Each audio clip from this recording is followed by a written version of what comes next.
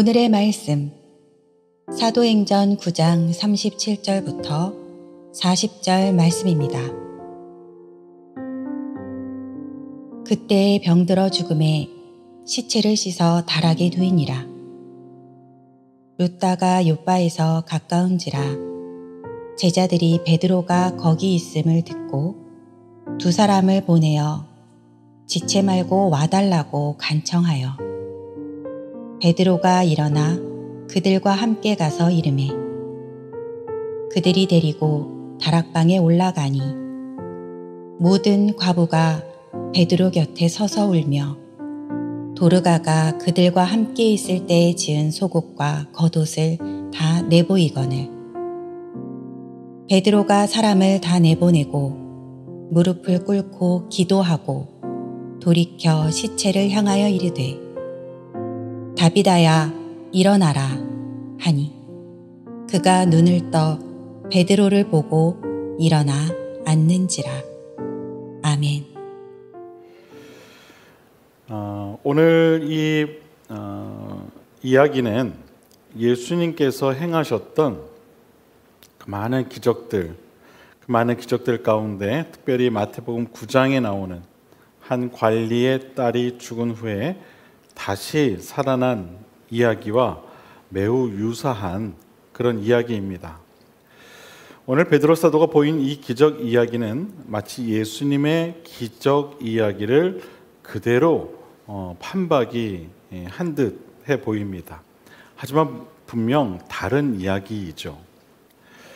그렇다면 어떻게 베드로 사도는 이와 같은 우리가 말하는 이 기적과 같은 그런 일을 할 수 있게 되었던 것일까? 예수님께서 하신 일을 어찌 이리도 똑같이 할 수 있었던 것일까? 여러분, 오늘 이 이야기를 보면은 이 베드로 사도가 참 부럽지 않습니까? 예수님이 행하셨던 그 기적의 일들을 그가 행하는 모습을 보면 여러분 좀 부럽지 않으신가요? 여러분 표정 보니까 별로 그렇게 부러워하는 것 같지 않아 보이시는데 아직 잠이 좀 덜 깨셔서 그런가요? 네, 좀 반응을 좀 빨리 보여주시면 좋을 것 같아요. 저는 왠지 좀 부럽더라고요. 예수님의 행하신 일을 그대로 행한다. 여러분 얼마나 부럽습니까? 그렇죠? 네. 그것도 죽은 사람이 살아났다. 와, 저는 이 베드로의 이 기적 이야기를 보면서 참 그의 믿음이 참 부럽더라고요. 그의 믿음이 참 부럽더라고요. 저는 우리 교회에도 정말 이와 같은 이 기적의 이야기들이 쓰여질 수 있게 되기를 바랍니다. 꼭 누가 죽어야 된다는 얘기 아닙니다. 많은 사람들이 보고 놀랄 수 있는 정말 하나님의 역사가 나타나는 그런 기적의 이야기들이 많이 쓰여지는 그런 우리 교회가 되길 바랍니다. 그런데 여러분 한 가지 분명한 사실은요, 우리가 성경을 통해 간접적으로나마 경험하게 되는 이러한 이 기적 이야기들이 그저 그냥 과거 성경 속 이야기만은 아니라는 거예요. 주님은요 우리에게 한 가지 약속을 분명히 하셨는데 요한복음 14장에 보면 이런 말씀이 기록되어 있어요. 내가 아버지 안에 거하고 아버지께서 내 안에 계심을 믿으라. 그렇지 못하게 했거든 행하는 그 일로 말미암아 나를 믿으라. 내가 진실로 여러분 주님이 두 번이나 반복해서 강조하시죠. 진실로 너희에게 이르노니 나를 믿는 자는 내가 하는 일을 그도 할 것이요. 할렐루야. 여기서 놀라지 마십시오. 또한 그보다 큰 일도 하리니 이는 내가 아버지께로 감이라. 너희가 내 이름으로 무엇을 구하든지 내가 행하리니 이는 아버지로 하여금 아들로 말미암아 영광을 받으시게 하려 함이라. 내 이름으로 무엇이든지 내가 내게 구하면 내가 행하리라. 할렐루야. 여러분, 주님은 우리에게 분명히 말씀하시죠. 진실로 진실로 너에게 말한다. 나를 믿는 자는 내가 하는 일을 그도 할 것이다. 또한 그보다 더한 일도 하게 될 것이다. 분명히 말씀하셨어요. 이것은 베드로 사도의 오늘 이 본문에 나온 죽은 자가 살아난 이 기적 이야기는 어찌 보면 그리 놀랄 일이 아닐 수도 있다는 거예요. 왜냐하면 주님께서 당신께서 하신 일보다 더 큰 일을 너희가 할 수 있을 것이다 약속하셨기 때문에 그래요. 사랑하는 여러분, 저는 여러분의 믿음이 주님이 하신 일보다 더 큰 일을 감당할 수 있는 그런 믿음이 될 수 있게 되기를 바랍니다. 주님은 말씀하셨어요. 내게 구하면 내가 행할 거야. 할렐루야. 오늘 본문에 기록된 베드로 사도의 이 치유 사역은요, 과거 그의 믿음과 현재의 믿음이 어떻게 변화되었는가를 매우 잘 보여주고 있습니다. 먼저 베드로 사도에 관해 여러분이 잘 알고 계시겠지만 간략하게 말씀을 드리면은요, 그는 예수님의 12 제자 중에 가장 총애를 받았던 그런 사람이었어요. 예수님은 그를 수제자로 여기셨어요. 그만큼 그를 신뢰했다는 거죠. 그의 믿음을 칭찬하셨다는 거예요. 우리가 잘 알고 있듯이 예수님께서는 이 베드로의 그 믿음의 고백 위에 오늘날의 이와 같은 교회를 세우셨죠. 베드로 사도는 예수님을 만나기 전에는 어부였습니다. 뱃사람이었다는 거예요. 물고기를 잡아서 하루하루를 살아가던 삶을 살다가 예수님의 나를 따르라고 하는 그 부르심을 받아서 예수님을 따르는 제자가 된 거예요. 과거나 현재나 왠지 이 어부라 하면 뭔지 모를 그런 어떤 거친 성격, 그런 성격을 가졌을 것 같은데 아니나 다를까 베드로 사도의 성격은요 매우 불같은 성격이었어요. 매우 급하고 거친 성격의 사람이었다는 거예요.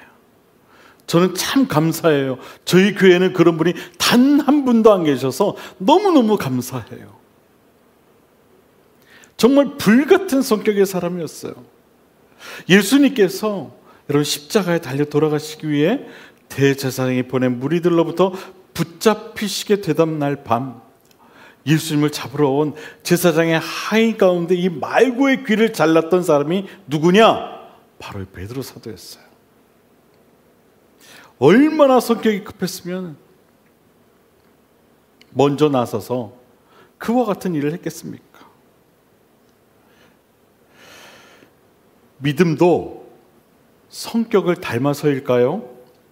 성경을 보면 베드로의 사도의 믿음도 매우 급하고 좀 거칠었던 것을 보게 돼요.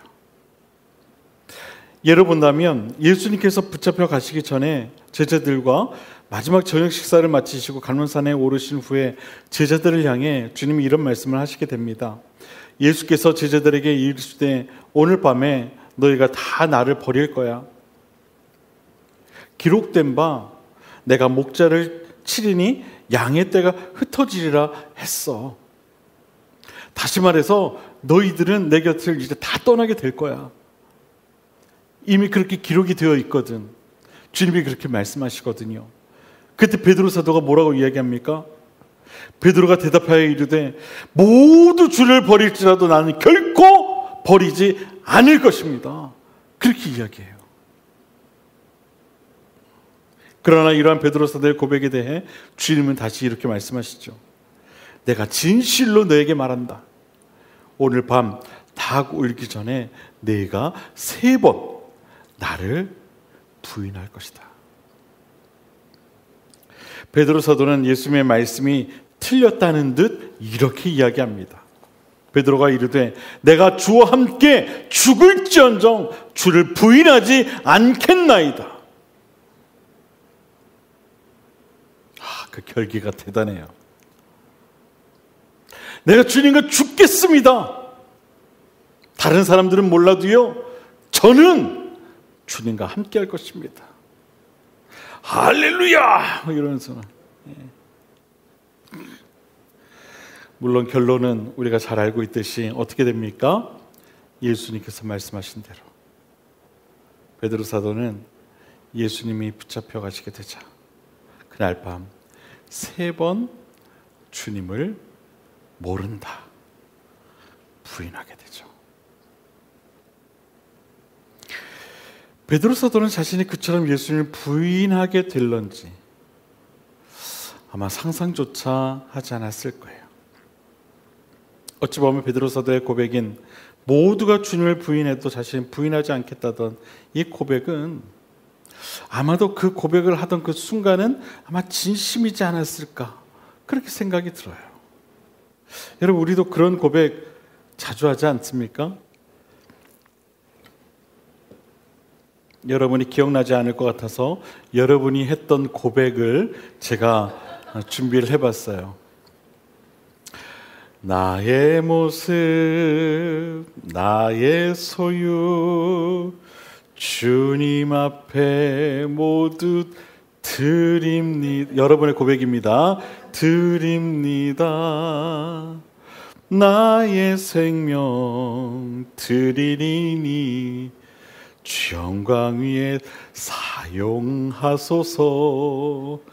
여러분의 고백이에요. 내가 사는 날 동안에 뭐라고요? 주를 찬송하며 기쁨의 제물 되리 나를 받으소서. 여러분의 고백입니다. 오 주여 나의 마음이 주께로 정해졌으니 나는 주 찬양하리라. 깨어라 나의 영혼아 비파와 수금 들어 이 새벽에 내가 찬양하리라. 다 여러분 고백 아닙니까? 그렇죠? 여러분, 이와 같은 고백을 얼마나 많이 합니까 우리가?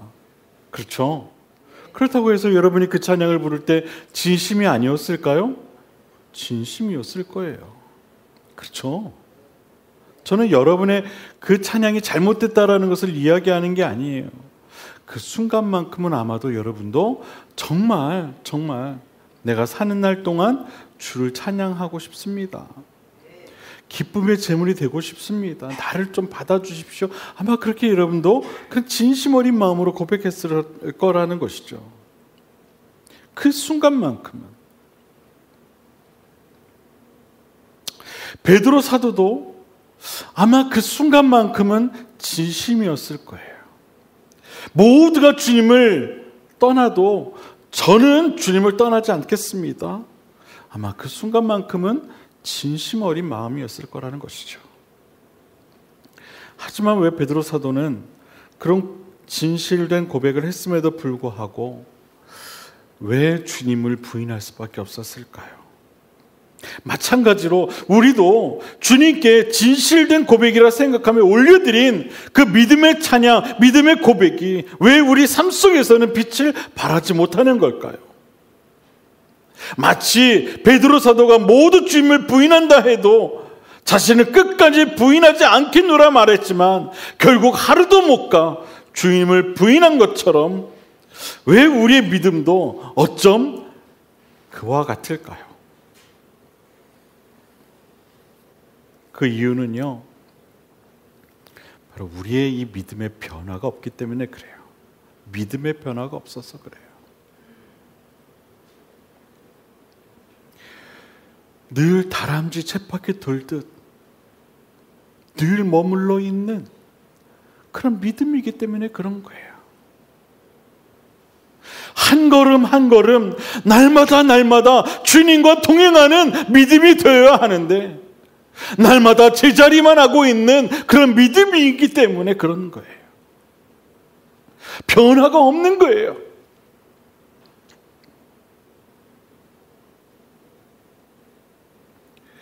우리가 신앙생활을 오래 한다고 해서 우리의 믿음이 변하는 게 아닙니다. 주일날 빠지지 않고 교회를 찾는다고 해서 믿음이 자라는 것도 아니에요. 아무리 오랜 신앙생활을 해도 주일에 교회를 빠지지 않는다 해도 믿음이 날마다 자라지 못하면 아무 의미 없다는 거예요. 한 걸음 한 걸음 주님과 함께하지 못하면 그 믿음은 늘 제자리일 수밖에 없다는 것이죠.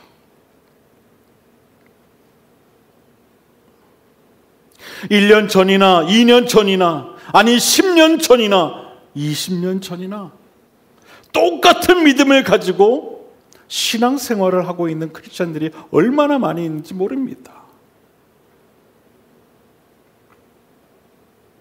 이런 믿음은 아무리 오랜 시간 신앙생활을 해도요 늘 똑같은 거예요. 늘 똑같은 거예요. 믿음뿐 아니라 그 삶도 늘 똑같은 거예요. 제가 늘 여러분들에게 하는 말 가운데 가장 싫어하는 말이 있다고 제가 이런 얘기를 해요.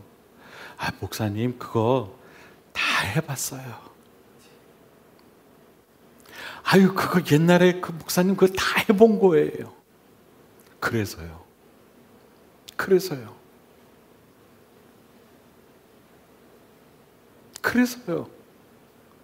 지금은요? 지금은 하고 계세요?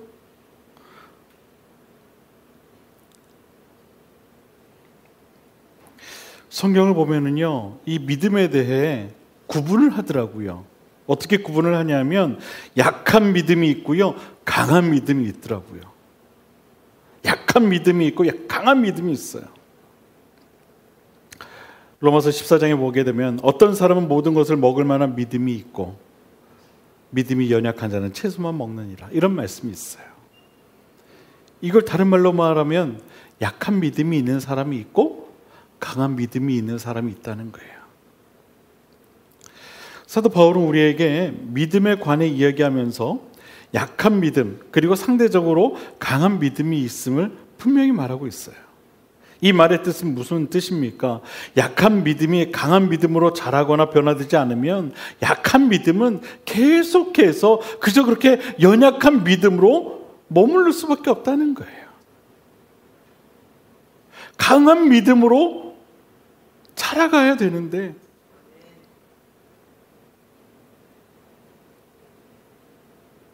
그렇지 못한 믿음들이 있다는 것이죠. 언제든지 작은 시험에도 쉽게 무너지고 마는, 그래서 항상 불안하고 근심과 걱정에 휩싸이는 약한 믿음은 우리의 신앙을요 쉽게 지치게 만들 수밖에 없어요. 일반적으로 교회에서 쉽게 상처받고 쉽게 흔들리는 신앙생활을 하는 분들은 이런 약한 믿음을 가지고 있을 확률이 매우 높은 분들인 거예요.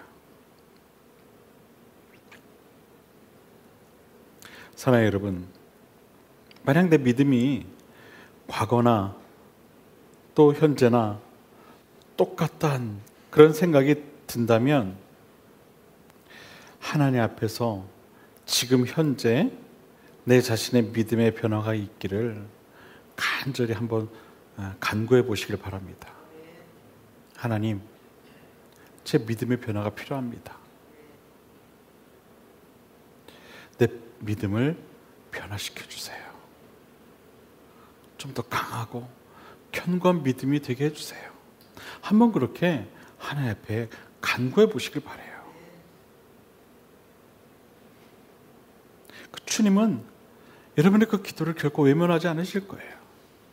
반드시 그 기도를 들으시고 여러분의 믿음을 더욱 깊고 넓고 더욱 견고하게 세워 주실 것입니다. 주님을 향한 우리의 믿음은요, 날마다 새로워져야 되는 거예요. 날마다 새롭게 변화되어야 되는 거예요. 그런 말이 있어요. 아무것도 하지 않으면 아무 일도 일어나지 않는다. 예? 여러분의 믿음을 한번 생각해 보세요. 아무것도 하지 않고 있지 않나요? 혹시 그런 믿음은 아닌가요? 아니면 날마다 무언가 새로운 믿음으로 변화되어져 가고 있으신가요? 여러분, 오늘의 믿음과 내일의 믿음은 달라야 되는 거예요. 아무도 아멘을 못 하시는 거 보니까 아직 그런 믿음이 아니신 것 같아요. 여러분, 오늘의 믿음과 내일의 믿음은 달라야 돼요. 오늘의 믿음과 내일의 믿음은 달라야 돼요. 날마다 주님을 향한 우리의 믿음은요, 변화되어야 되는 거예요. 복음서에 나오는 베드로 사도의 믿음과 이 사도행전에 나오는 이 베드로 사도의 믿음을 보면 정말 크게 변화되었음을 우리는 알 수가 있어요. 베드로 사도의 믿음은요, 정말 날로 새로워졌어요. 과거에는 사람을 두려워하던 그의 믿음이 사람을 두려워하지 않게 되었고요, 주님의 영광보다 자신의 영광을 바라던 그의 그 믿음이 이제는 온전히 주님의 영광을 위한 믿음으로 완전히 변화되었어요. 오늘 본문이 그런 사실을 우리에게 증명하고 있는 겁니다. 오늘 본문이. 본래 베드로 사도는 신앙생활을 하는 데 있어서 사람들의 시선을 매우 의식하던 사람이었어요. 그리고 그것을 좀 두려워했죠. 그래서 그가 예수님을 부인했던 거 아니겠습니까? 너 예수님의 제자 아니었어? 무슨 소리야? 아니야. 분명히 봤는데 아니야. 사람 잘못 봤어. 아니야. 내가 너 본 것 같아. 마이 무슨 소리야? 사람이 시선을 두려워했어요. 예수님의 제자인 것을 당당하게 들어지 못했어요. 그걸 숨기려 했죠. 그랬던 베드로 사도의 모습을 우리는 복음서를 보면은요, 알 수 있어요. 하지만 더 이상 사람들을 두려워하지 않아요. 당당하죠. 그리고 복음을 전합니다. 맞아, 나 예수 믿던 사람이야. 예수를 따랐던 사람이야. 나는 너희들도 그 복음을 알았으면 좋겠어. 그렇게 복음을 전하는 그런 베드로 사도의 모습으로 변화됩니다. 무엇이 이토록 베드로 사도의 믿음을 바꾸게 한 것일까요? 베드로 사도의 믿음이 변화되는 가장 큰 계기가 있었죠. 바로 예수 그리스도를 그의 삶의 가장 중요한 분으로 받아들인 것입니다. 주님을 부인하던 믿음에서 주님을 자신의 삶의 주인으로 받아들인 후에 그의 삶이 완전히 변화되었다는 거예요.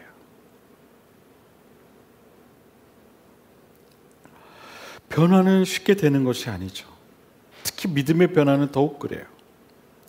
겉으로 흉내는 낼 수 있지만 결정적인 순간에는 결국 믿음 없음이 나타나게 되고 말아요. 베드로 사도가 예수님이 붙잡혀 가기 전에 했던 고백은요, 그의 진심이었을 거예요. 하지만 그 고백에는 혈기 어린 마음이 있었지 믿음은 없었던 거예요. 인간이 변하는 것은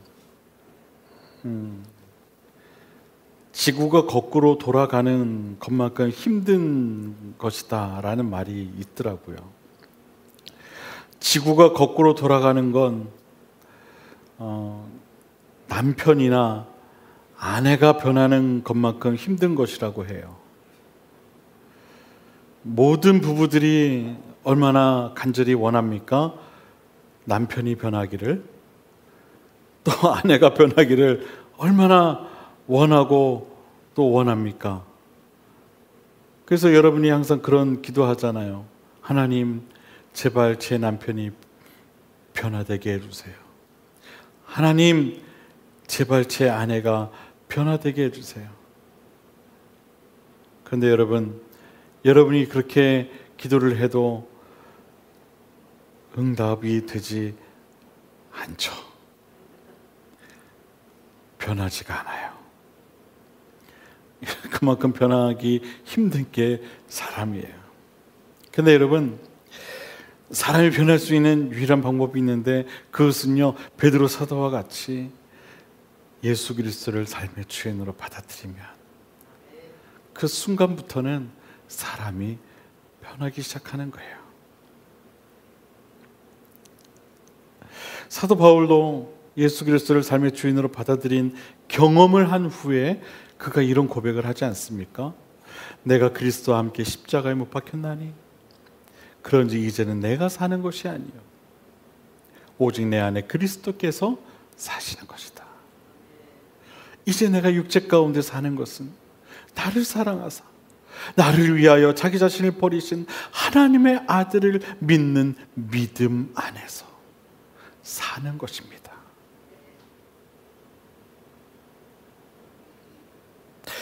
내가 그리스도와 함께 십자가에 못 박혔나, 이 이야기는요, 이제 나는 십자가에서 죽었다는 거예요. 그런지 이제는 내가 사는 것이 아니요 오직 내 안에 그리스도께서 사시는 것입니다.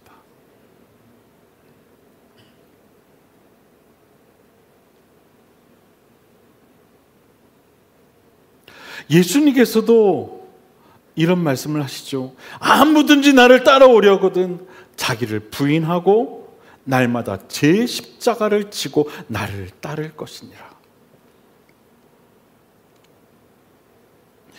변화는 우리가 예수 그리스도를 내 삶의 주인으로 받아들이고 날마다 그 사실을 인정하고 주어진 십자가를 날마다 지고 갈 때에 비로소 시작된다는 사실을 여러분 꼭 믿으시길 바랍니다.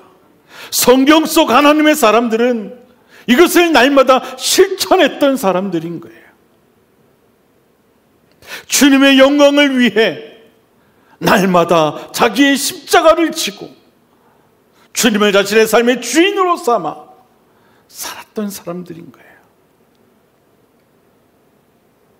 여러분, 성경 속 신앙의 위인들의 삶과 우리의 삶의 가장 큰 차이가 무엇이라고 생각하십니까? 그것은 그들은 날마다 주님의 영광을 위해 자기 자신은 죽고 날마다 주어진 십자가를 짊어지고 살았다는 겁니다. 그게 다른 거예요. 날마다 한 걸음 한 걸음 우리 주와 함께 날마다 그들은 걸어간 거예요.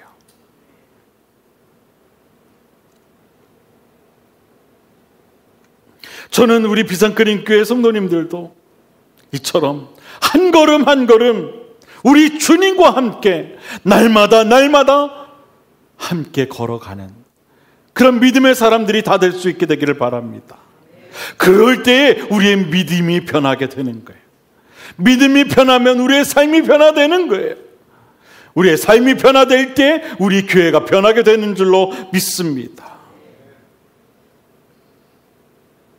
여러분, 변화의 시작은 어느 순간 시작되지만 그것이 계속해서 이루어지기까지 한 걸음 한 걸음 날마다 주와 함께 걸어가는 쉼 없는 노력과 자기 결단이 있어야 한다는 사실을 여러분 꼭 기억하실 수 있게 되기를 바랍니다.